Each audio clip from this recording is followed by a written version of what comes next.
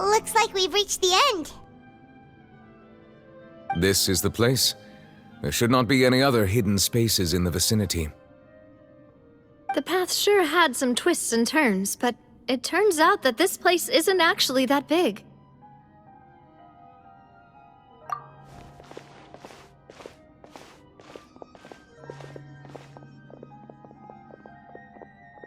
Stone slates. It seems like they were put here as an offering. Could we take them down and have a look? Perhaps we should just leave them be for now. There are 4 locations in total, but only 3 stone slates. The slate that should be in the first empty spot is missing. The surrounding walls also show signs of damage. There's something written below. Let Paimon see. Reason dictates that this nation be destroyed.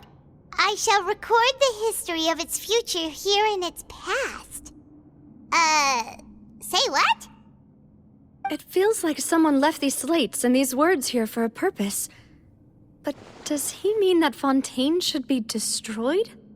That would fit the circumstances dictated by the prophecy, yes. Indeed, the slate's contents correspond to it. Take the second slate, for example. There's a person kneeling here. She seems so dedicated. And there's a whole bunch of other people behind her doing the same. She's facing this... what is this? Some kind of island in the sky?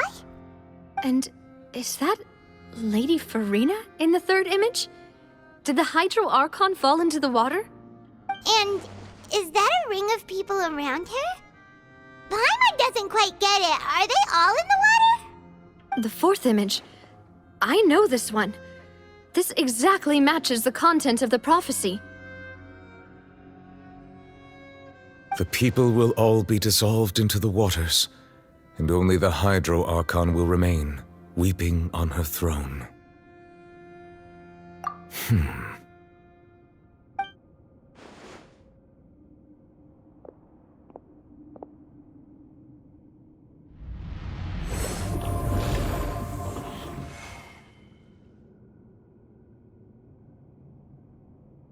More information should be hidden in these slates, but I fear I cannot easily uncover it, most likely due to us missing the first slate.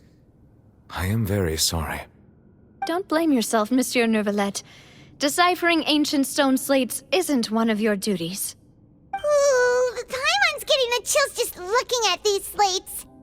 This says that it's the history of the future, right? That means the prophecy's sure to come true. I really hope it doesn't mean that. Still, Paimon feels like these images are kind of weird when you look at them together.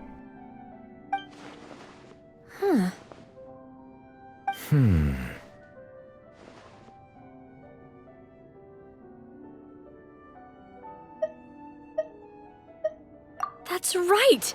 If the images are in chronological order, shouldn't the fourth, the waters drowning Fontaine, come before the third, where the Hydro Archon herself falls into the water? And yet the order is reversed here.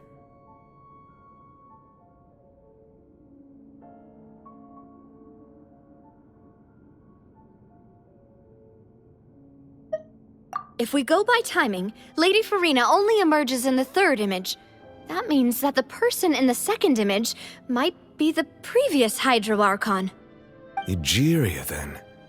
I had never met her, but her appearance here does match the records. The previous Archon kneeling before the floating island in the skies, as if confessing a sin. Did she herself commit that sin? And if not, why would she be in such a posture?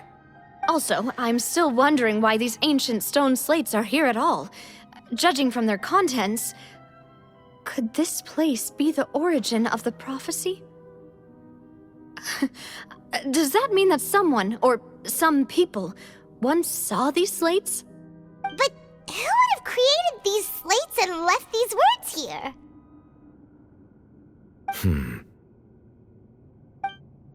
It seems that any further clues will have to come from Farina. In that case, there's no time to lose. There's nothing else to be gained here, so let's head back first. Yeah, we better get somewhere safe for now.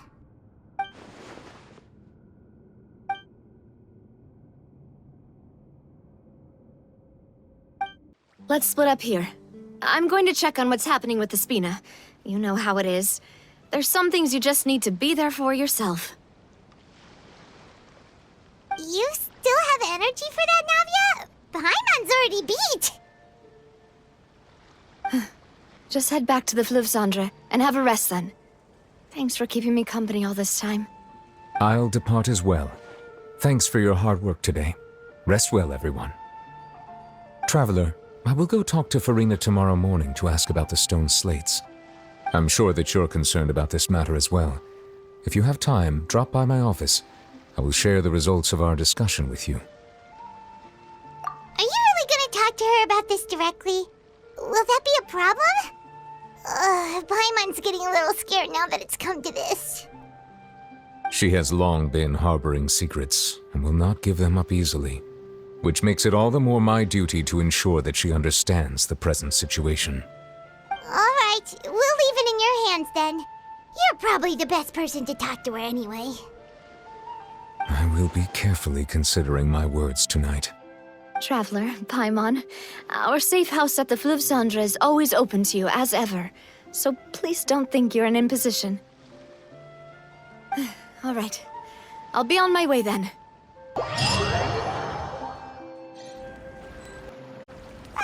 We're finally back! Welcome back. We've got a special menu prepared for you two tonight. Yay! And there's good food too! Navi, no, the boss is the best. Ooh, desserts! Nice, these are all Paimon's! Paimon's already starting to forget what happened today. Oh, that voice. Is that who I think it is? Huh? It's you two. What are you doing in Fontaine?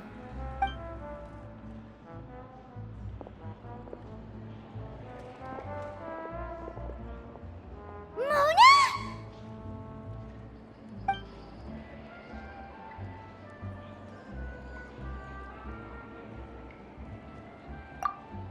Seriously, nobody just uses a scry glass whenever they've got time to just see who they'll meet on the road. Still, we didn't expect to see you here. Wait, you're not a Fontainian, are you, Mona?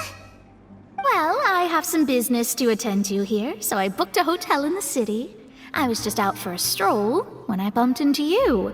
Quite unexpectedly, if I might add. Why did you think I was from Fontaine, though? Is that because Magistus doesn't sound much like a Mondstadt surname? Yeah, let's go with that. Well, I used to have my own surname, which was, well, some other thing. Either way, the old hag told me when she took me as her disciple that the first step to being a great astrologist's pupil was to change that name. There was nothing for it, really. She really is amazing at astrology, so I changed my name to what it is now according to her wishes. To my surprise, however, Magistus is not the name of some ancient house or clan. It isn't? Nope. Although it is used by us in place of surnames, it generally just means great. Wow! Imagine including a boast in your name. Wait, are you gonna have to put that into your genealogy as well? I reckon so. In any case, I'd give my disciple a name like this as well, if I were to take one. Astromancer Barbeloth Trismegistus. Whoa, that's a long one. Does it also mean great or something? My name means Mona the Great Astrologist. As for the old hag, hers is, in plain speech, the thrice-as-great Scholar of the Stars. Just take it as a title specific to astrologists. Thrice as great? That's so petty. I know, right? That's just how she is. She used to call herself Magistus, actually, but once she took me in, she changed her name to Trismegistus. Talk about excessive. Magistus is thus the calling card of our school, so to speak, which makes it about the same as a surname. It's all right if you don't get it. You can look into it further should you need to study astrology more deeply. That sounds terrible! Ugh. But anyway, you're not Fontainian, are you, Mona? You're from Mondstadt, right? Well, I was born in Mondstadt, yes. My parents migrated to Dorman Port, and I traveled with the old hag for a while, after which I settled down in Mondstadt City. Oh, that's a good thing then. At least we know you won't be dissolved by Fontaine's waters. Speaking of that, I'm sure you're aware that a bunch of things have happened here in Fontaine, right? I know you're not a local, but I'd avoid getting too close to any water that looks strange all the same. There's something ominous about it. Well, the water, I mean. That was the main reason, yes. Just a while back, the Steambird invited me to take part in a panel and speak about the circulation of the prophecy as an astrologist. The invitation was sent quite early on. I don't think anyone expected Fontaine to be in this much trouble. What do you make of that prophecy, Mona? Just tell us what you think as an astrologist. Your word would go a long way to make things more certain and less scary. What I can tell you is that I'm an astrologist, and that this prophecy concerns the fate of Fontaine, even that of all Tevat. Ascertaining this is akin to reading the fortune of the whole world. I'm afraid that this is not something that just anyone can do. If I could do it, you would no longer call me an astrologist, but a visionary. But on the flip side, the prophecy is so huge and powerful that it must surely come from a powerful visionary. Its contents involve the fate of the world. Disregarding it would be a mistake. A visionary? Sounds really powerful and all, but does such a person really exist? Of course. The old hag could do it, and I'd bet there are others amongst those Hexenzirkel colleagues of hers who could do something similar. Are you sure? All right, I'll help you. It isn't often that I see you with such a serious look on your face. I'll tell you once I hear back from her. Thanks, Mona. You're amazing as always. Oh, well, this is something only I can do after all. So yes, your praises are quite welcome. That's the greatest of astrologists for you! Of all the people we know, you know the star's the best! Indeed, indeed. That's the spirit. Oh, sorry. I came to see what all the commotion was about. If there's anything you need, do not hesitate to inform the Spina di Rosula. Oh, whoops. Guess we were getting a little too carried away there. Well, I'll go tend to my own business now. If I receive any news, I'll be sure to come find you two again. And there she goes, quick as rushing water.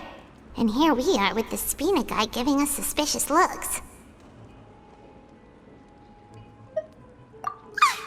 If Paimon hadn't spoken for you, it'd be you getting all the weird looks! Huh, the things Paimon does for you! That's more like it.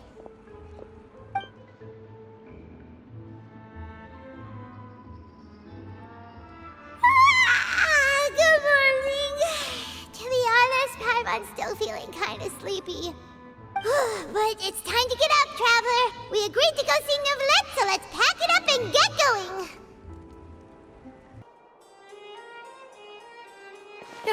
You're here! Finally! Is something wrong? Monsieur Neuvillette and Lady Farina, they seem to have gotten into a dispute. Please go see for yourself.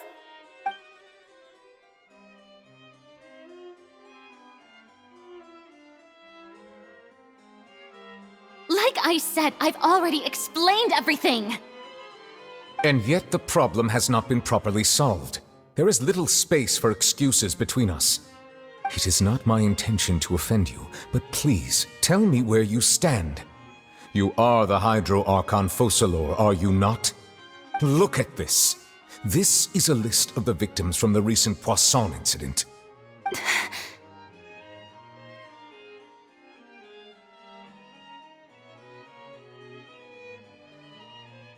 You mean... they're all... We did not arrive in time to avert this disaster, and I will not have it happen again. I will say this once more. You must tell me everything you know. Yesterday, I found 3 stone slates in some ancient ruins near Poisson. Do you know anything about those? Seriously? You're questioning me like this is a court case now. I don't know anything about that. But you found them in some ancient ruins, you say? That's correct, which is why I came to ask you some questions. There should have been 4 slates, but one of them was missing. The other 3 feature different images that seem to correlate to the prophecy. The prophecy? The second of these slates depicts the previous Hydro Archon Egeria kneeling before a floating island in the sky, as if confessing something. Do you know nothing of this either? I don't. I've never seen such slates. I'll ask you again. Do you really have no information regarding the previous Archon? My deciphering of the slates indicates that the Hydro Archon Egeria once had to confess to, or apologize for, a certain sin. If anyone would know about it, it should be you. All gods don't have the same secrets, you know. She was herself and I'm me. Is it really so strange that I know nothing? I understand your concerns, but I'm sorry. I just don't have anything to tell you. Forgive me for saying this now, Lady Farina, but I have long known of your various secret investigations into certain matters. There are several indications that you have been investigating the prophecy on the sly. This is not strange in itself, considering that you are the Hydro Archon. But it is strange that you should also claim to not know any of Egeria's secrets, as well as do nothing following your inquiries. You have never been as superficial as you have presented yourself to be, nor are you a fool. And yet, your behavior is very inconsistent.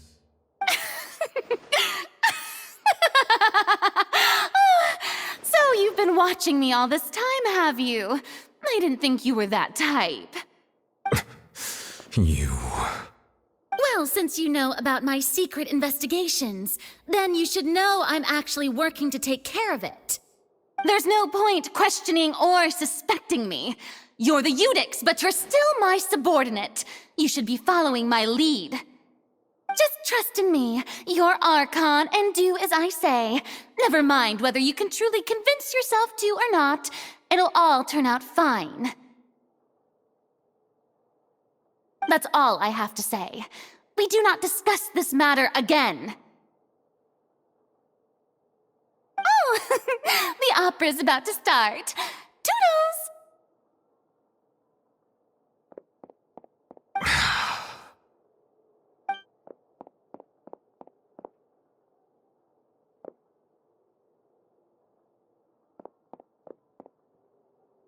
Did Farina not notice us standing by the door?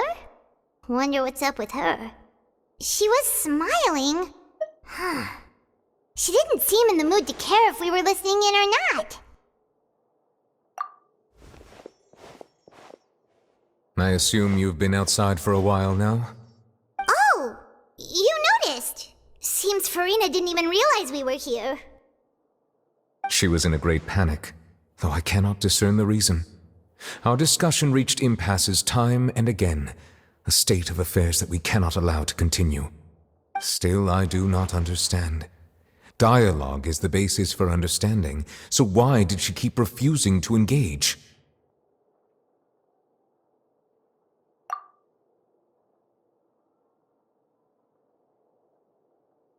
Everyone in her inner circle has noticed that she is hiding some secret. The issue is her attitude. I fear that she will not reveal anything unless absolutely forced to. We may have to create a situation in which she will have no choice but to speak. Oh? Like what? Normally, people will only reveal the truth when standing trial. Perhaps we must have the Hydro Archon experience just such a scenario. But Farina's seen so many trials, and she's really good at dodging questions. How do we make sure that she won't just slip away at the first chance she gets? We will need to consider this thoroughly, join forces with various parties, and then do what we can. If at all possible, I would prefer to recuse myself from this affair, but we must prevent the prophecy from coming to pass. This may be cruel to her, but all Fontaine is in crisis. The information a god possesses is too precious, and so we must take a chance on this.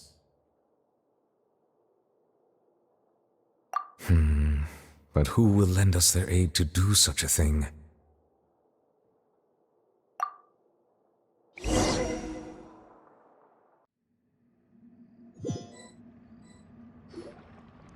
Well, that's everyone, huh? Speaking of which, it was pretty smart of you to think of hiding here.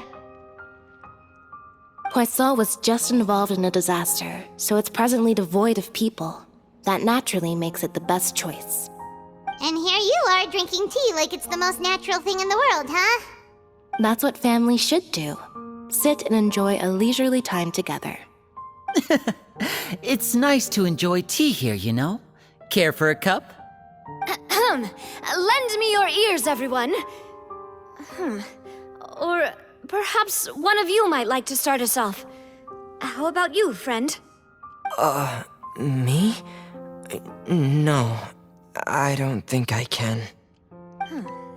Then, how about you, good sir? I fear that I will cause the mood on this boat to become as somber as it is in court.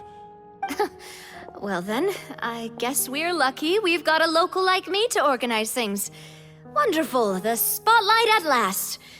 I guess I'll be facilitating things from here. That was a little long-winded, don't you think? Oh, you might be right. Anyway, to cut to the chase, our friend here, the Traveler, has brought us together to discuss something. As for what that is, well, let's start by saying that we'll be pooling our efforts together to create a series of traps. Oh, how intriguing. Well, it's just an expression, really. One that I just learned from Chlorand, and use on the spot. So, let's invite her to explain in detail. A round of applause, please. Huh? Didn't you say that you would be facilitating this? Oh, come now. Your work doesn't involve much public speaking, right? This is a good chance to practice. You might even pick up some fancy oratory tricks to impress your boss with in the future. I see. And what does my boss say? He is glad that you consider him your boss. Do go on.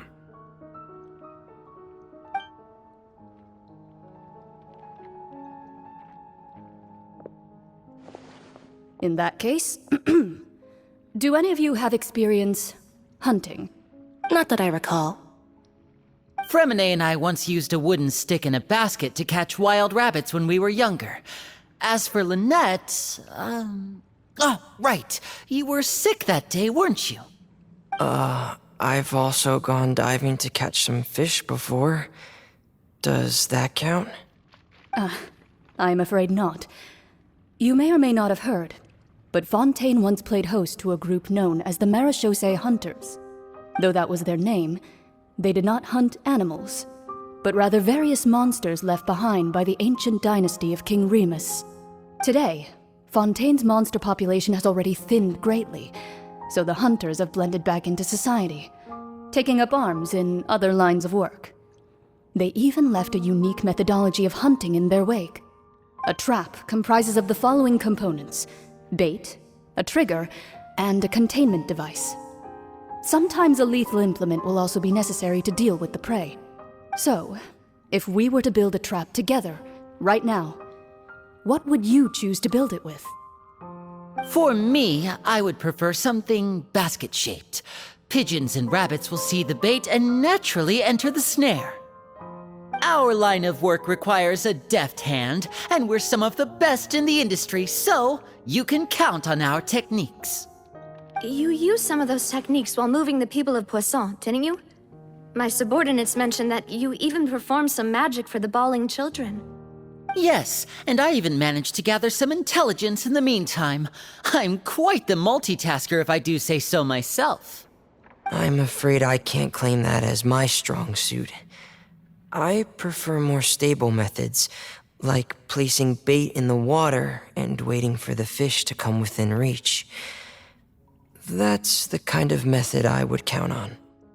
Calm and steady. Exactly the kind of person who would catch loads of fish. And I can be their assistant. With discretion, I'm sure. I'd probably use some sort of mechanical animal. Papa once bought me some small clockwork squirrels, mice, and such. When placed in the forest, they can attract others of their kind. I remember that you liked those too, didn't you? I did. And that would be a good way to go about it. If they're realistic enough, animals of the same kind will follow them all the way to the trap. What about you, Monsieur Neuvillette? I fear I do not have any related experience. That makes sense. You usually solve problems directly, without the use of any such tricks. But I do have one more question for you, Monsieur. If we were to create a trap now, how would you design it? I would like for it to be effective, but bring no harm to the prey. A more gentle trap would be ideal. Kind, as always. However, our intention doesn't necessarily change the containment device and the type of implement we need. If we wanted to kill the prey in one strike, we would need a powerful implement. However, that also goes for prey that must be captured and safely contained. Wait, why's that? Only a hunter who's a true expert at subduing their prey can snare it without harming it. The line that divides life and death is often exceedingly thin. So are we going hunting together? We hadn't thought of seeing ourselves as hunters. It kinda works, but maybe it's still not the best metaphor. If our means of capturing and dealing with our prey is to put them on trial, then the hunting metaphor is actually quite accurate. But we shall require much more courage than any hunter to judge a god, a being whose seat is an exalted throne. Oh, so that's what's going on. Sounds very interesting.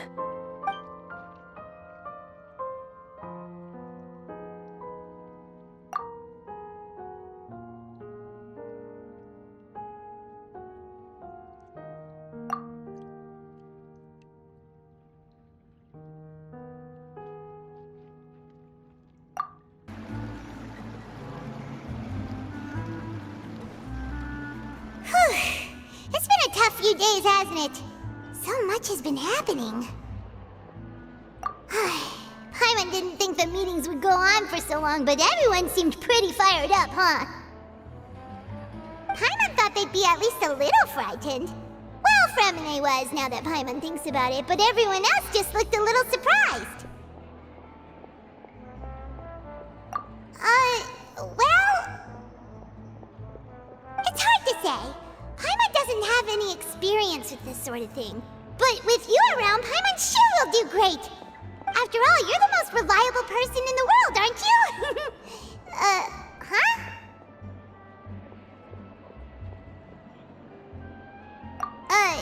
Did you just pour some tea? Paimon didn't notice you doing that at all. Then what's that? Paimon's never seen that cup before. Don't be frightened. I'm just joining you two for tea. I merely refrained from saying anything till now. Who's that voice? But there's no one here. Aw, have you forgotten me already? Wait, you are familiar. You're the voice we heard from the sky in Sumeru. The voice from the sky, I fear that description is wrong. Though, not completely wrong. You're feeling lost now, just as you were feeling previously. I sensed that confusion and thus came to you. Guiding people is an irresistible hobby of mine, after all. Consider me a passerby, just accepting a commission from my friend's disciple on a whim.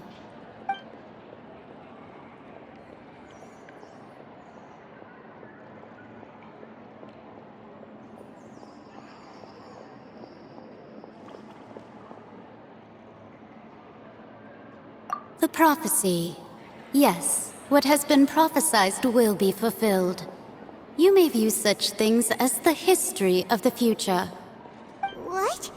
Then is there any way we can stop it?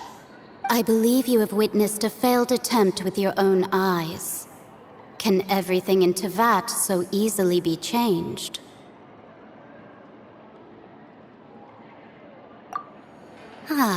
So you've caught on. Just as prophecies are usually only the future as seen from the perspectives of the gods, could things be happening in hidden corners where the gods' gaze does not fall? Are the things that you shall see different from the fate that the gods perceive?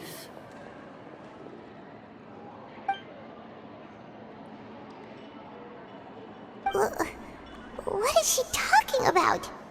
It all sounds really impressive and important and stuff, but it also sounds kinda scary. I believe that you understand, right? Some things are insignificant, but others you must reach out to change.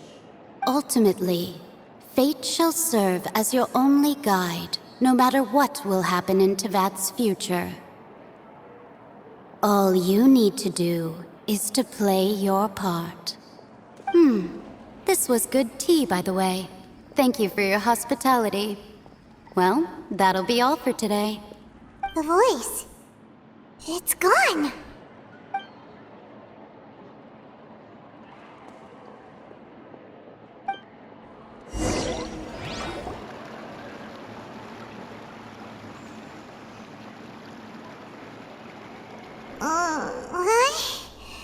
I want to hear someone talking. All right, coming. Hey, it's you who's getting lazy, okay?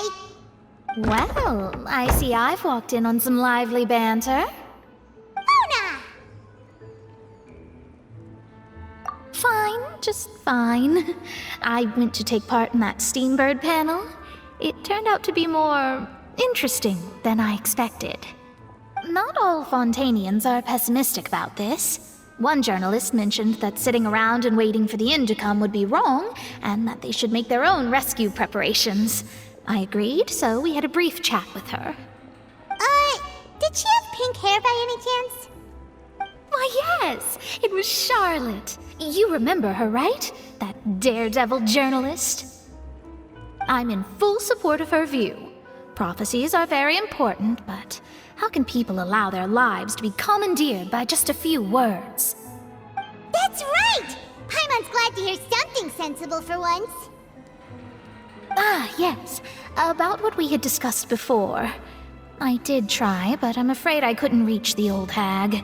I'll try again tonight, but I wouldn't get your hopes up. Huh?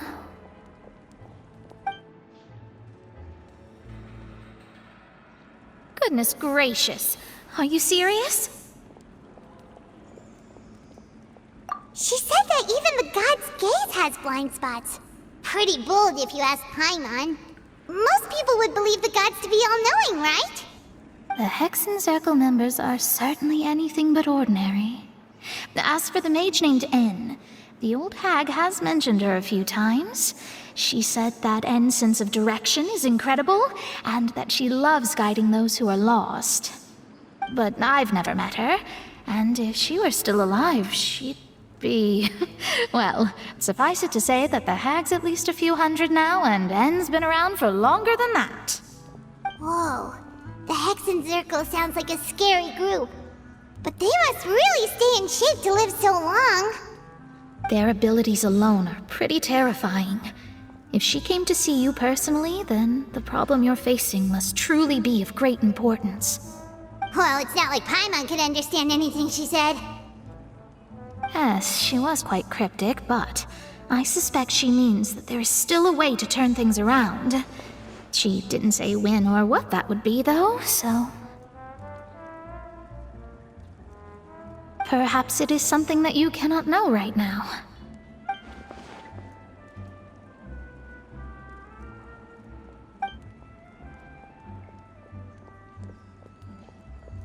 Traveler, Paimon, are you two all right? Oh, we're fine. We're just a little down right now. It kind of feels like the end is coming, you know? I see. I feel that same sense of desperation, too. I guess you could consider me someone who has often witnessed fate. So far as I have seen, it cannot be swayed. But even so, I still hope for, and believe in, miracles. Astrology is eternal and rational, but fate may not be. It is cruel, but it can also be beautiful. Perhaps that's what En was trying to tell you. Not to lose heart, and to believe that what you are seeing playing out before you is not yet set in stone. I did originally think of steering clear of all this, but I couldn't. Even if this is all futile, I still wish to help everyone. If we don't struggle to the last, then how can we face the end when it comes? Huh. You do have a point. There I go, talking about astrological principles again. Sorry about that. The moment I start talking about work-related stuff... I need to get going. It was worth trying to comfort you, even if only a little. I believe that you'll help those who are struggling in the same way I did. I suppose that might be why we always seem to meet by coincidence. Paimon feels kind of moved by what Mona said. But also kind of sad, too. Hey, Traveler. Paimon suddenly feels like going outside for a walk. Let's go. Let's walk around the city, shall we? There's a few spots we always like to walk by.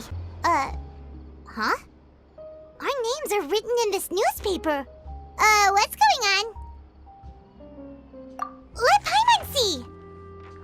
The underwater stronghold, the Fortress of Meripede, has continued in its noble autonomy, but that does not mean that others cannot interact with it.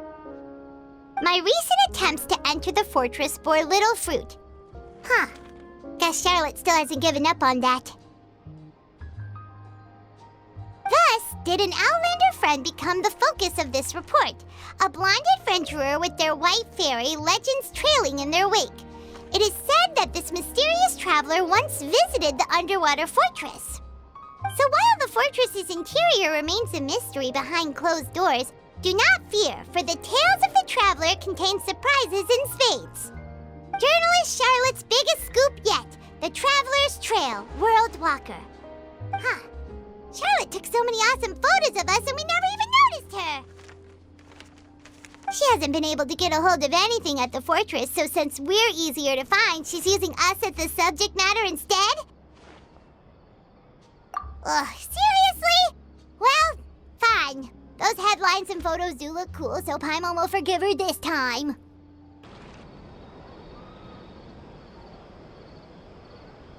We're here! Paimon's hungry. Should we go in and get something to eat?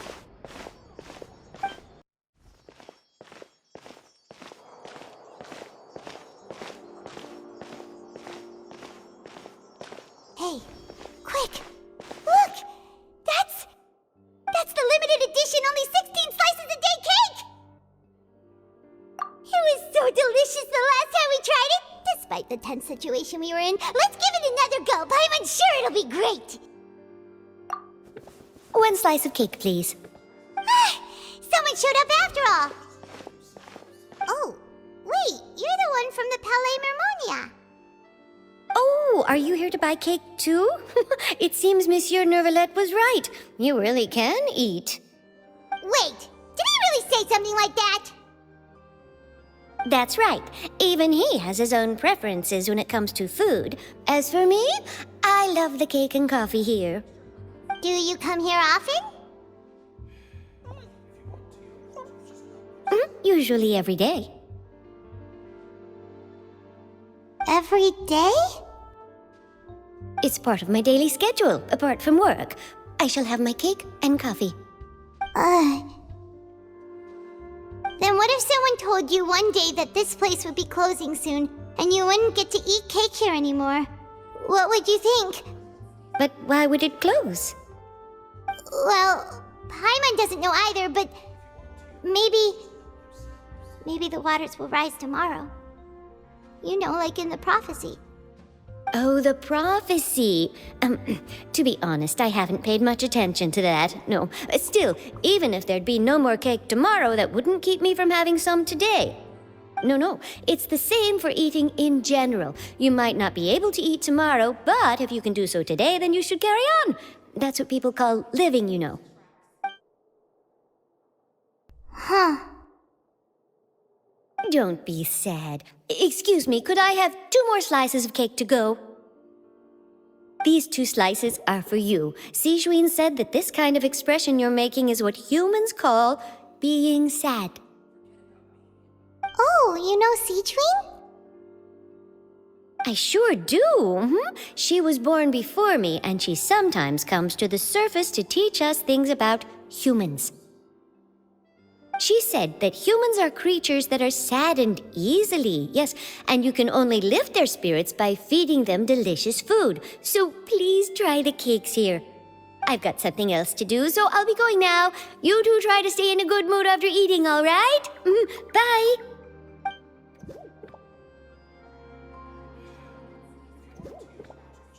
And there she goes. All right, let's dig in. Paimon's sure this cake will be delicious.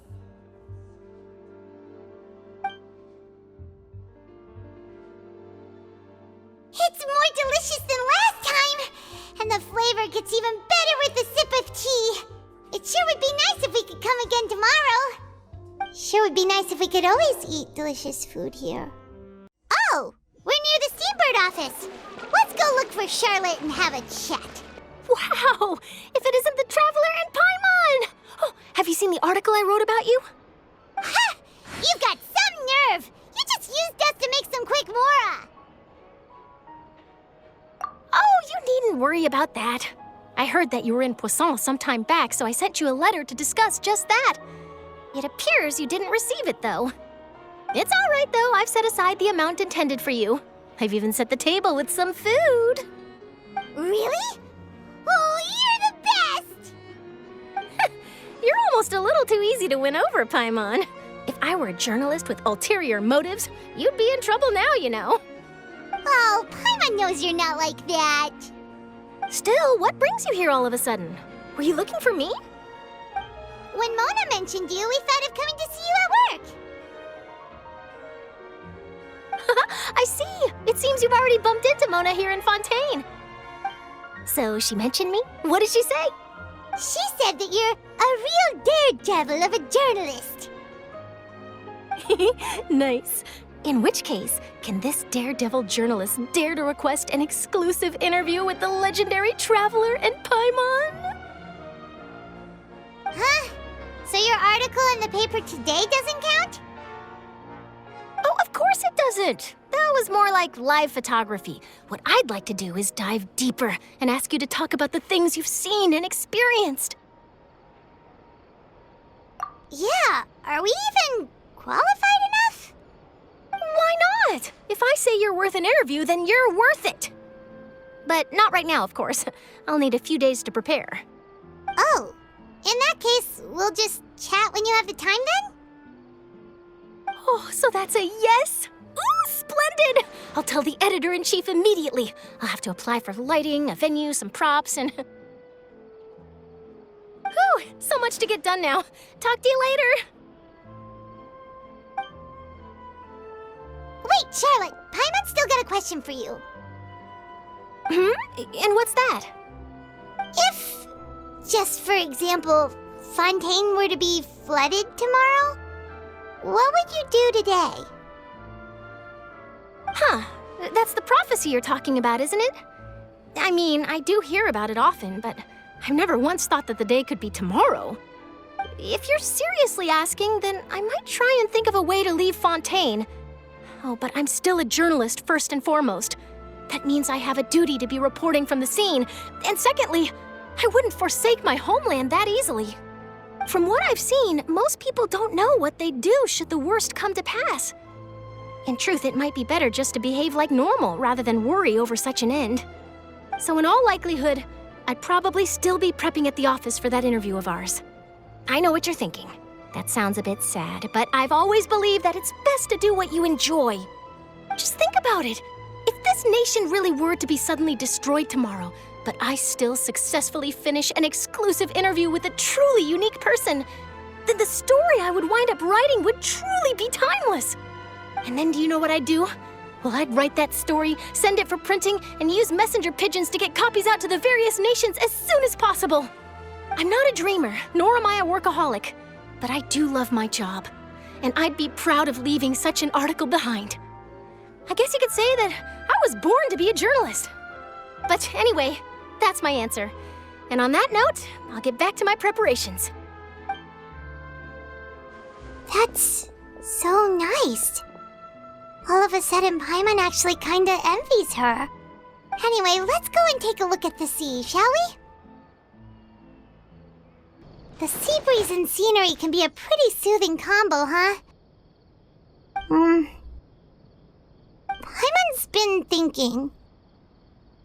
If it wasn't Fontaine, but all of Tevat that would be destroyed tomorrow, where would we go and what would we do? No, Paimon should ask, if you could choose, what would you like to do?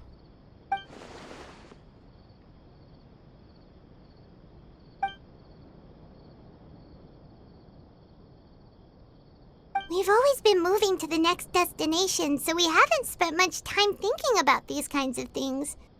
We didn't have to either, with us always being on the road and whatnot. You mean, still traveling?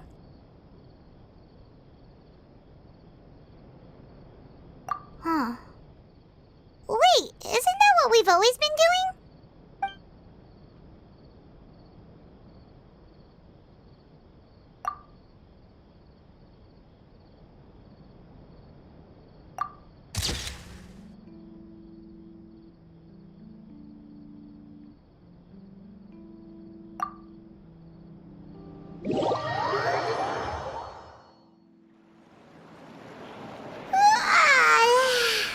Feels like you'll grow mold if you stay here long enough. But it's still better than the Fortress of Mirapede, that's for sure. It's not only damp there, but salty too. Ah, so the two of you are still here. Wonderful. Oh, you're from the Palais Mermonia, aren't you? Yes, I'm Isadora. Monsieur Nervillet sent me to look for you two before. I heard that afterward you went to the Fortress of Meropide. Not at all. I'm well aware that you're friends of his. Actually, I'm here to pass along a message from him. Yes, inside the Opera House. The Maréchaussée Phantom has declared the incident a small-scale riot. A riot? Well, that said, I don't personally think it was that serious. Lady Farina was watching a performance at the Opera House, and while she was resting during an intermission, some other audience members suddenly started harassing her, loudly accusing her of doing nothing about the prophecy crisis. And before she could respond, others started to join in. The crowd continued to grow, and protests against the Hydro Archon started to break out. So people have started to put the blame on Farina. Guess they finally found an outlet for the pressure they've been under due to the prophecy. I agree. People will naturally rely on gods, as is customary. But the moment people feel threatened, gods are also the first to be blamed. So what happened after that? Is Farina okay? Seeing that the situation was spiraling out of control and that further argument was pointless, she claimed that she'd gotten tired of this and left in a hurry. The Marechaussee Phantom had their hands full maintaining order and did not catch where Lady Farina had gone. Only when things had stabilized did we realize that she had gone missing. So, you mean she's still missing? That's right.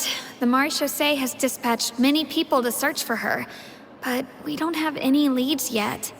That said, I don't think there's much to worry about. She is a god after all. Even if she were to fall into the hands of rioters, what could ordinary people do to her? Good. Monsieur Nervillette sent me to tell you about the situation, but he didn't say anything else. Don't worry, this is more than enough to go on. Thanks for keeping us informed. Ah, is that so? Well, all right then. In that case, you two take care. I'll be heading back to the Palais now.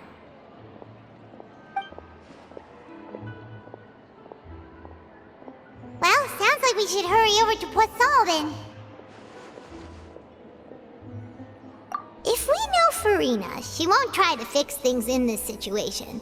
Instead, she'll look for a place to wait out the heat. And, as we also know, she may be loud and dramatic, but she doesn't have a heart of stone. When Nervillette was talking to her in the Palais Mermonia, and she heard about Poisson, she couldn't hide her sadness and remorse. It would be hard for her to ignore being accused by the public today. Paimon thinks Farina's probably taken the opportunity to slip away to Poisson and try to relieve the sense of guilt that she's feeling. Huh! Well, what do you think? Paimon knows the answer, of course, but Paimon can do the analysis to back it up, too. Cool, huh? In that case, there's not a moment to lose. Poisson, here we